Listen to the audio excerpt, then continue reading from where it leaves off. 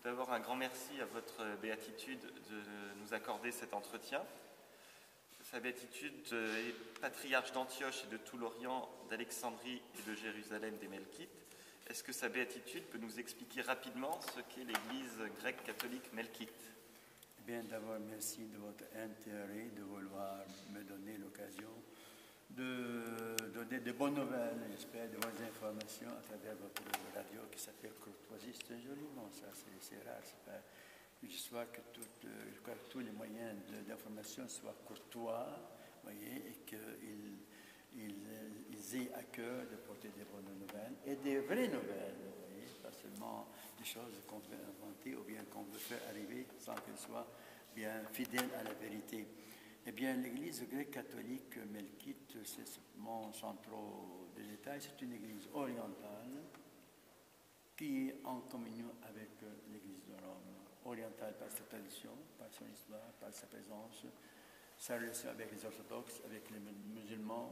La majorité de nos populations en terre d'Orient sont des musulmans, donc c'est une Église qui est implantée dans le cœur de l'islam, qui vit avec l'islam, qui est très fidèle à sa mission d'être dans le monde de l'islam, une présence chrétienne dans nos institutions, nos œuvres sociales, nos écoles, toutes sortes de présences qui vraiment sont, il faut le dire, en majorité au service de non-chrétiens. Elles sont des services chrétiens, mais pas aux chrétiens seulement. C'est très important. Et malgré que nous savons que tout cela nous coûte beaucoup d'argent, vous voyez, au lieu de chercher l'argent pour nous, on cherche l'argent pour nous et pour les autres. Je vais raconter une histoire. Dans le temps des Ottomans, il y avait l'évêque de Saïda, au Liban. Eh bien, il a voulu demander au sultan, n'est-ce pas, d'Istanbul, de reconstruire son église, de construire son église. Eh bien, il était très astucieux et il est parti avec ses grands ornements. Eh bien, il a dit au grand sultan, vous savez, nos amis les musulmans ont leur mosquée qui a été détruite par une tempête de la mer. C'est comme ça, cette église, la mosquée sur la mer. Eh bien, ils ont besoin de votre aide. Et puis, il a demandé de l'aide à son église. C'est un peu ça. C'est notre identité, c'est notre carte d'identité. Et nos documents, depuis tout le temps, on est au service de la société dans laquelle nous trouvons.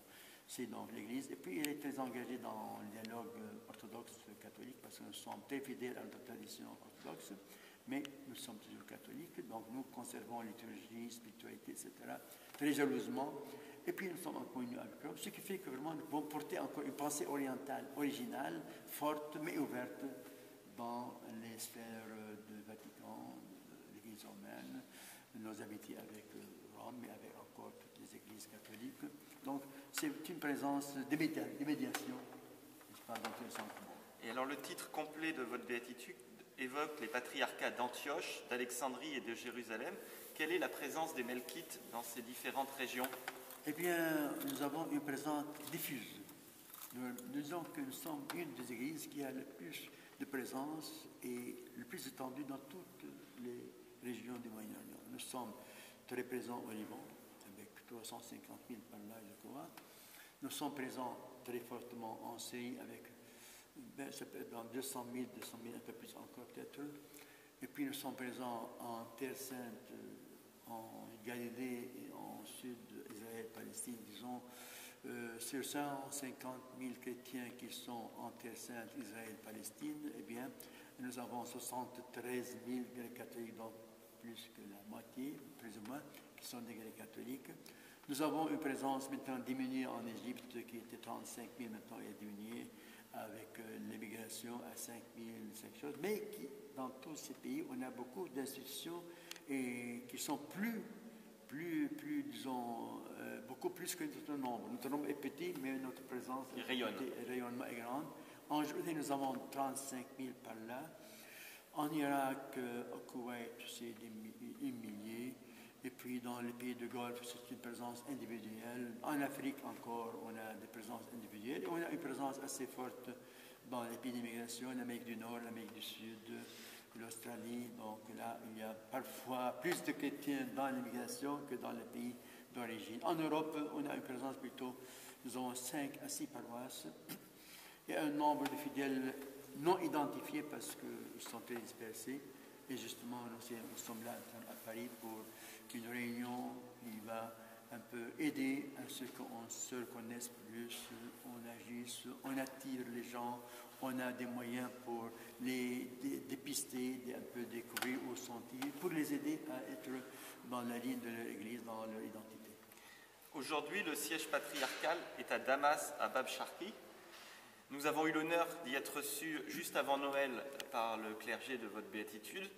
Quelle est la situation démographique des Melkites en Syrie aujourd'hui? Eh bien, nous avons une très bonne présence grecque catholique à Damas. Nous avons une bonne présence catholique vers le sud, vers Daraa, Chabab, qui est le siège de l'ancienne église d'Arabie, Arabie au temps de l'Empire romain, qui donnait Philippe l'Arabe. C'est un peu ça la région.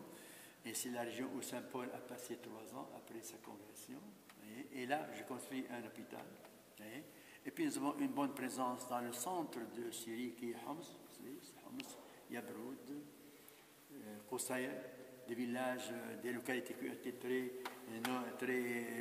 toujours répétées et évoquées dans les nouvelles, malheureusement, de la crise syrienne. Nous avons une bonne présence pour aller pour le nord, Alep, la deuxième ville après Damas, et puis une présence moins forte dans la vallée, sur la mer, qui s'appelle la vallée des chrétiens, aujourd'hui, où il y a une surtout majorité grecque orthodoxe.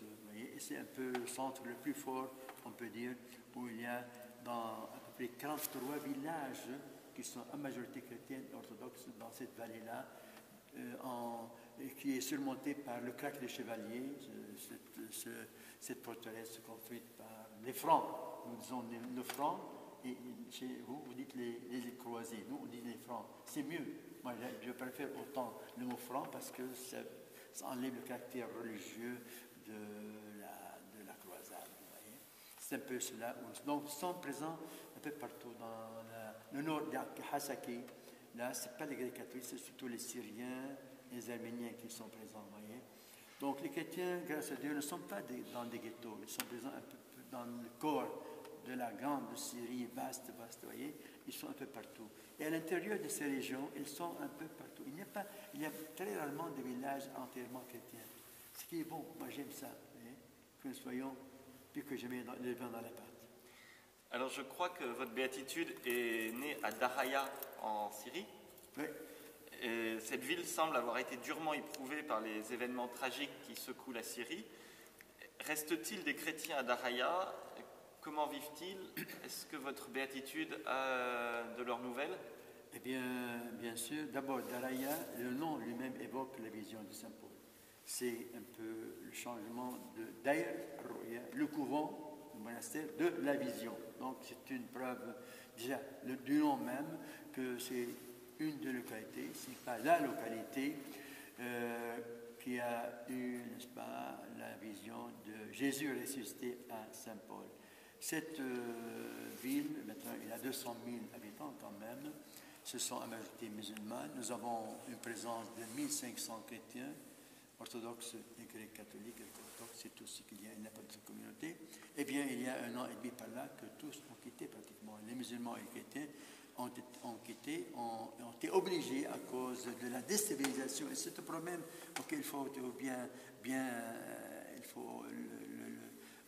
le notifier clairement. Eh bien, toute la situation des chrétiens, mais aussi des autres citoyens syriens, c'est que l'opposition, les combattants, les guerriers, les aventuriers, les mercenaires, les soldats qui ont été envoyés, ils ont déstabilisé les communautés. Voilà. C'est un peu pourquoi les gens ont quitté.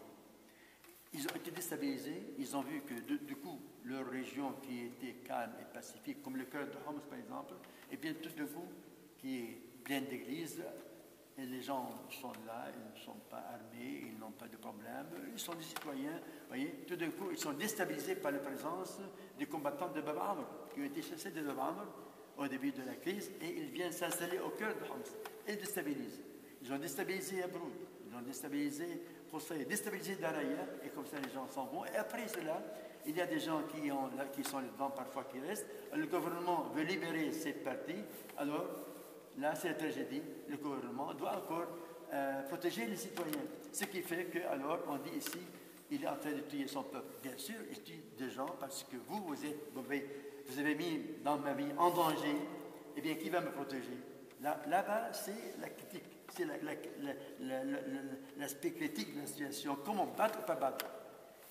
Et envoyer des bombes sur une région où il y a des combattants et en même temps, il y a des gens qui sont à côté des citoyens civils qui ne peuvent pas quitter, ou bien à qui on ne peut pas de quitter. Donc, voilà un peu la situation, comme dans toutes les situations de guerre. D'ailleurs, n'oubliez pas que les Européens, encore, dans la Deuxième Guerre mondiale, ils ont détruit des pays entiers après la guerre. Les Anglais ont détruit l'église de Pforzheim en Allemagne. Pendant 24 heures, ils ont détruit 28 000 habitants et 28% de la ville.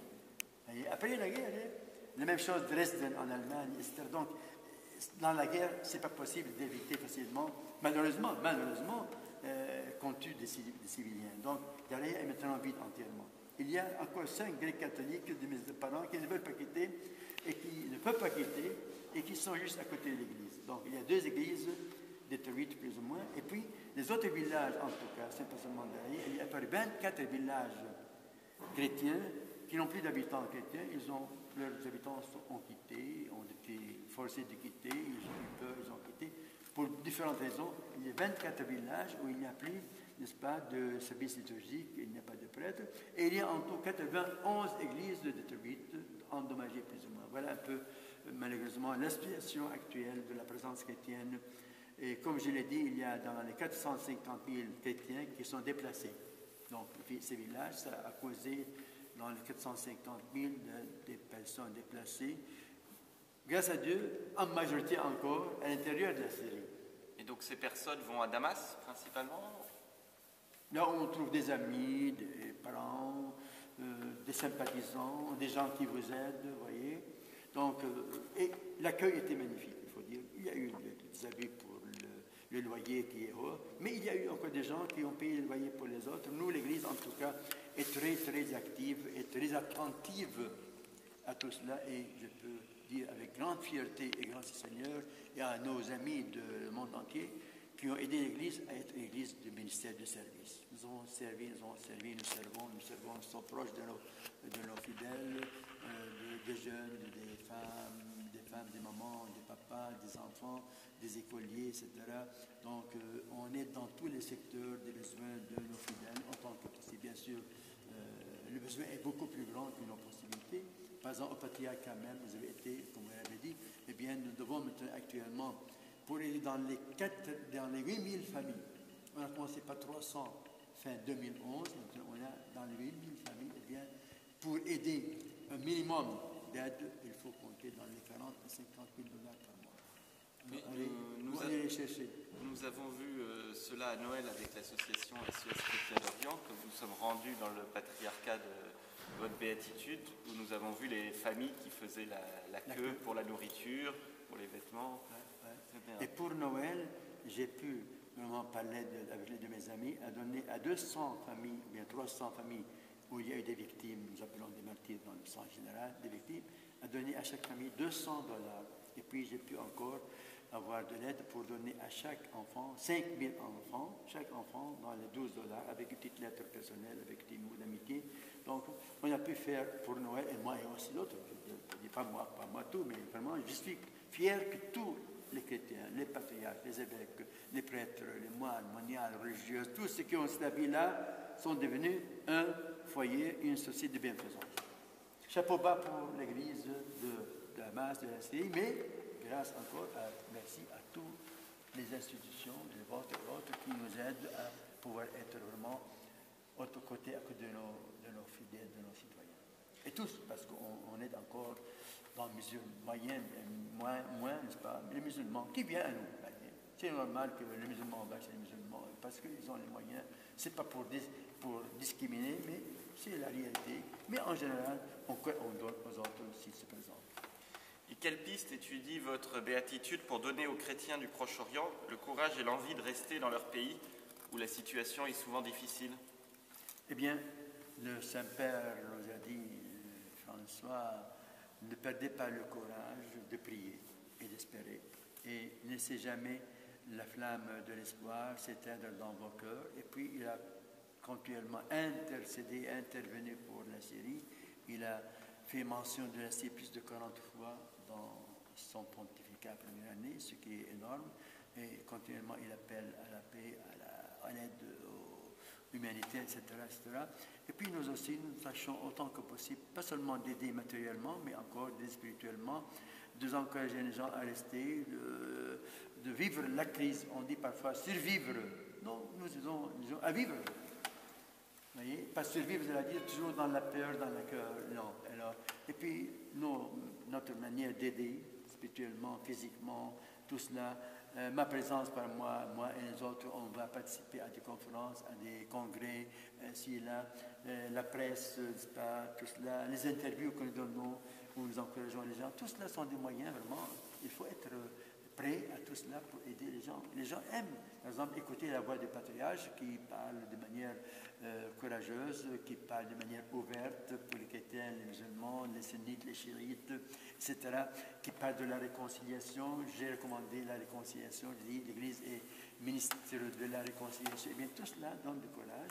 Et encore, tous les efforts pour aider, pour la paix, pour Genève 2, ont été présents avant Genève 2, déjà à Genève, dans le Conseil écuménique des églises du monde entier, le Conseil mondial des églises, bien, notre présence là, c'est un espoir pour les gens. Et maintenant, par exemple, encore, nous sommes en train de préparer comment des comités pour aider après la crise, pour profiter, pour voir un peu à droite, à gauche, pour voir les yeux ouverts où il y a de l'aide gouvernementale, aide des NGOs, etc., que nous soyons les yeux ouverts pour dire où est la partie de nos fidèles. Parce que parfois, vous savez, il y a des gens qui s'accaparent tout. Et maintenant, j'ai lancé encore une initiative pour donner le courage aux gens. J'ai écrit à toutes les conférences épiscopales pour leur dire que nous, les chrétiens, devons avoir une voix, una voce, une voix vraiment commune pour la paix, pour l'avenir de la Syrie, à l'intérieur et à l'extérieur, pour intervenir, que les conférences épiscopales interviennent auprès de leur gouvernement pour aider à chercher la paix. Et voilà, et encore pour lancer un appel, j'espère y arriver dans les mois prochains, un appel qui représente la voix de l'Église entière, catholique, mais aussi par le moyen du Vatican, une voix qui soit commune, j'espère, orthodoxe, anglicane, luthérienne. Ce sera une chose extraordinaire. Et encore une autre chose, j'espère, on a décrété que, bon, prochainement, on a commencé en tout cas, la construction d'une nouvelle église. C'est du courage, ça, hein? Quand il y a 91 églises qui sont détruites, et du coup, vous lancez un projet pour construire, on va encore demander, comme je l'ai dit, aux évêques et aux conférences épiscopales de nous aider à reconstruire nos églises, 91 églises. On va fournir les éléments qu'il faut, mais j'ai lancé l'idée, et j'espère d'ici Noël, finir la première étape de cette église de Saint-Paul, à Jaramana, qui a reçu le plus grand nombre d'obus. 3000 obus sont tombés sur Jaramana, sans compter les explosions. Et bien là-bas, on va construire une église pour une communauté de 900 000 chrétiens. Donc, c'est un besoin, mais en même temps, c'est le moment pour lancer un projet semblable qui dit qu'on est quand même là, on a l'espoir, et comme le titre l'a toujours dit, nous sommes les enfants de la résurrection, de la vie. Eh bien, j'espère que dans cette crise, la CI, ne pas dans la détresse, on dit l'Église en détresse, non, nous sommes l'Église qui, dans la détresse, peut donner encore au monde un message d'espoir. Et dans les années 70, votre béatitude a beaucoup travaillé au dialogue entre les deux églises sœurs du patriarcat d'Antioche et à Damas dans la vie quotidienne quand nous y étions cet hiver. Ce dialogue nous a semblé tout à fait incarné puisque les mariages entre grecs catholiques et grecs orthodoxes sont très courants. C'est normal. Et où en sont les relations entre les deux églises actuellement? Eh bien, maintenant, avec la crise, d'abord, je peux dire que les églises de Syrie ont une voix très commune, très voisine et très semblable. D'abord, moi, je suis le président de l'Assemblée de la hiérarchie catholique en Syrie, donc nous nous réunissons et nous avons donné une déclaration commune, vous voyez. Et de même, nous avons une déclaration, plus d'une, on a été donné 3 patriarches, grec orthodoxe, grec catholique et syrien orthodoxe. Et maintenant, dernièrement, on était ensemble pour visiter Maaloula, le jour de Pâques même, le grec orthodoxe, moi-même que j'ai organisé la visite, le grec orthodoxe, syrien orthodoxe, représenté par un évêque, et tous les autres évêques de toutes les communautés étaient présents, l'Alliance apostolique. Donc c'est là encore. Et puis maintenant, on est en train de lancer un peu plus encore des initiatives, reprendre l'initiative de 1996 avec Feu, Monseigneur Elias Zourbi et Maximus V, mon prédécesseur, et Hazine, le prédécesseur de l'actuel, eh bien, pour lancer au moins sur le plan pastoral et de bienfaisance, jeune, voilà un peu, peut-être l'aspect doctrinal, on peut un peu laisser en sentinelle comme ça, mais il faut vraiment travailler plus ensemble, et c'est le bon plus que jamais. Et surtout maintenant, je suis en train de lancer l'idée que j'ai présentée au Saint-Père Francis lors de sa visite prochaine en Terre Sainte, de fixer la fête de Pâques, au lieu de penser toujours dans l'optique julien, grégorien, etc. Eh bien, on va dépasser ça. Et d'ailleurs, le pape patriarche des Coptes orthodoxes a envoyé une lettre au Saint-Père le 7 mai pour lui dire « Saint-Père, fixez une date de Pâques à tous les chrétiens. » C'est beaucoup, c'est courageux et c'est très plein de confiance et d'amitié quand il demande au pape de faire ça. Normalement, il dit, moi, on va faire ensemble. Non, il dit, demandez au pape. Eh bien, j'ai toujours lancé cette idée et maintenant, je me fais l'apôtre de cette idée. J'ai écrit à tous les patriarches pour leur dire si on va lancer cette idée à l'occasion de la visite de Saint-Père, qu'on fixe la fête de Pâques entre 9 et 15 avril. Et ainsi, on dépasse le problématique grégorien, julien, qui est très difficile, n'est-ce pas, à changer. Et j'espère que cela va donner encore un sens d'amitié, de fraternité, de collaboration entre toutes les églises. Et comme le disait votre béatitude, suite à la libération de Maaloula, votre béatitude s'est rendue dans ce village, qui est un des berceaux du christianisme en Syrie. Qu'a pu constater votre béatitude sur place? Dans quel état sont les sanctuaires et les églises? Eh bien, c'était une vision vraiment apocalyptique de cette... On n'a pas pu marcher sur les pavés. Il n'y a que des débris par terre et des vitres. Donc c'était... Et puis la fumée des objets brûlés, l'iconostase comme celle-ci de Saint-Julien-le-Pauvre, dans une église tout en bois, eh bien, il n'y a plus d'iconostase, il n'y a plus de traces d'iconostase, elle était absolument brûlée. Et l'église Saint-Georges, l'église de Saint-Thecla était entièrement brûlée.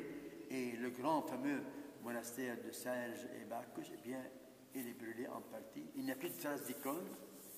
Le fameux hôtel du temple du paganisme est détruit et cassé. La coupole est pénétrée par 2 grands obus et le couvent est en danger de collapse, de tomber. Car il y a eu des membres qui ont été frappés. C'est la guerre, c'était un champ de bataille. Eh bien, s'il y a des grandes ouvertures dans les murs, des murs qui sont sur le point de tomber, s'il y a une grande tempête de vent, ça peut tomber. Donc, il y a des dangers très graves et des pertes énormes, sans parler des maisons, presque toutes les maisons de non-fidèles et des gens de Maaloula, chrétiens et musulmans, eh bien, presque toutes les maisons sont ou brûlées, ou saccagées, ou volées, ou cassées. C'est un dommage très grave. Quand va-t-on rentrer? J'espère qu'on va rentrer le plus tôt possible. Maintenant, on est à visiter, comme visite officielle, tous les patriarches. Et le président même avait déjà fait la visite avant nous, petit matin de Pâques, à hauteur du matin de Pâques, après-midi. Eh bien, maintenant, on prépare la rentrée, mais avec un peu des mesures pour éviter un clash, le choc entre les habitants, parce qu'il y a eu vraiment des trahisons des gens locaux, ce qui fait que donc on doit être très prudent pour l'entrée, mais on va faire l'entrée. D'ailleurs, nous avons accueilli les enfants de l'école de Maaloula. Je l'ai accueilli, je ne sais pas si vous avez pu les visiter. Nous les avons rencontrés cet hiver. Oui, eh bien, nous avons donné les facilités de centre catéchétique de la paroisse de Saint-Joseph pour qu'il soit à la place pour 200 enfants, au lieu de les traumatiser en les laissant aller ça et là dans différentes écoles, eh bien, ils sont dans une même école, leurs professeurs. Donc, c'était une aide très importante. D'ailleurs, maintenant, ils ont présenté leurs examens et j'espère qu'au cours de l'été, ils vont rentrer. Et avec notre association SOS Chrétiens d'Orient, nous espérons nous rendre en Syrie cet été et peut-être à Maaloula. Dites-moi quand. C'est possible, au mois d'août. Au mois d'août, venez, nous avons le 15, nous avons 12, 13, 14, 15 août, nous avons la célébration de 150 ans de notre cathédrale de Shbab Shari. Alors venez participer à la célébration et j'espère qu'entre-temps, les gens de Maaloula vont déjà rentrer. Et donc nous espérions participer à la reconstruction d'une église et pourquoi pas à Maaloula. Cela semble-t-il opportun à votre béatitude? Très opportun et bienvenu et j'espère que beaucoup vont doucement. Faites un peu de propagande pour que beaucoup d'autres, n'est-ce pas, suivent votre exemple et nous aident à reconstruire l'église de pierre, l'église de chair. Et afin de conclure cet entretien, une question qui concerne plus la France. La foi en Orient nous a semblé très communautaire et c'est une richesse qui a été un peu perdue en Occident. Que conseillerait votre béatitude aux chrétiens de France pour retrouver ce sentiment d'appartenance à la paroisse, à son église? Eh bien, je crois que la France aujourd'hui, qui est laïque, c'est laïcité, c'est un mouvement pas facile à arrêter. Mais il faut maintenant que l'Église s'attelle à un besoin. Comment je peux être présent dans une société laïque? C'est un point très important. Et je crois le parvis des gentils qu'on a lancé un peu ici en France et ailleurs, tout cela peut être vraiment un point très important. Comment vivre chrétien dans une communauté laïque? Autrefois, c'était une communauté païenne. On dit maintenant comment vivre comme chrétien dans une ambiance musulmane. Bien, ce n'est pas l'Europe, mais il y a pas mal de musulmans. Maintenant, comment vivre chrétien dans une atmosphère laïque? Ce serait un thème que je pourrais inviter, n'est-ce pas, à lancer pour un synode prochain de l'Église, parce que la laïcité, comme a dit Benoît XVI, est la religion d'aujourd'hui. Donc, comment on peut vraiment lancer une idée pour que, comment vivre dans un monde laïque, comme autrefois dans un monde païen, dans un monde romain, comment vivre dans un monde où on persécute les chrétiens? Il ne faut pas trop parler de cela. Les chrétiens, ces persécutions, ça appartient à tous les jours. Même une femme est persécutée par son mari, les enfants, etc. Il ne faut pas insister. Il faut dire comment je peux vivre ma foi dans les difficultés. L'Église en détresse et tout cela, c'est dire comment vivre dans la détresse. On ne peut jamais éviter la détresse. On ne peut jamais éviter la souffrance. On ne peut jamais éviter les injustices. Mais comment vivre comme Jésus l'a dit dans la parabole de bon grain et de la zizanie. Est-ce qu'on enlève la zizanie? Elle reste avec le bon grain, mais il faut que le bon grain puisse monter plus haut que la zizanie. Voilà un peu le grand défi des églises aujourd'hui, comment vivre. Et en la France, plus que jamais, la plus laïque, c'est la France. Espérons pas trop laïque négatif, pas trop laïque presque athéiste. Non, j'espère pas. La France n'est pas ça. Mais il y a des dangers. Eh bien, comment vivre aujourd'hui dans une société laïque, être chrétien et croyant dans une société laïque? C'est un grand défi et une grande nécessité pour la vie de l'Église, pour les jeunes surtout, et pour les générations qui n'ont pas beaucoup le trésor de leur papa. Comment vivre le christianisme dans ces situations? Voilà le grand défi de l'avenir de l'Église, soit en France, soit dans le pays. Un grand merci à votre béatitude de nous avoir consacré